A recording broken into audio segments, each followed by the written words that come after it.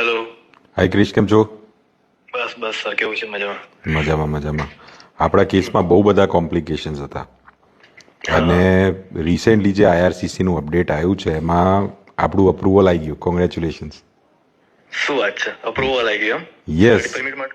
એની માટે જ ફાઇલ આપેલી ને. અરે સરસ, ચલો. તો મારું પછી તો એક્સપેક્ટેશન નતું. મેં કીધેલું કે જે રીતે આપણે પ્લાન કરીશું એ પ્રમાણે we should be through with an approval in your study permit. સાચી વાત છે, સાચી વાત છે. ખરે આ સારા ન્યૂઝ મળ્યા આજે.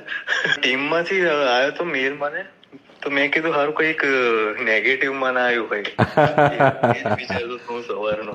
યા ના બરાબર છે, પણ એટલે જ મેં કીધું કે let me call you right હવે. લાઈક અપડેટ તો આવી ગયેલો બાયોમેટ્રિકનો, બટ હજુ અપ્રુવલ લેટર નતો આવ્યો, but it was there in portal that it is approve. So that's why મેં કીધું આવશે. હા, આવી ગયો અપ્રુવલ આવી ગયો. લેટર પણ હમણાં જ આવ્યો, એટલે મેં કીધું ચલો ડાયરેક્ટ કોલ કરીને તમને કોંગ્રેચ્યુલેટ કરું. અરે થેન્ક યુ સો મચ. સર્વિસીસના માટે તો સરનો બહુ જ આભાર. મારી તો એક્સપેક્ટેશન બહુ જ ઓછી હતી પરમિટ માટે આવવાની, બટ થ્રુ થયું છે. સારું છે. બિલકુલ બિલકુલ બિલકુલ. So I'd say it's a new inning in Canada. It's a new beginning once again. બહુ કોમ્પ્લેક્સેશન્સ હતા, બહુ કોમ્પ્લેક્સિટીઝ હતી, but yes finally we were able to get through everything and finally the decision is also in our favour.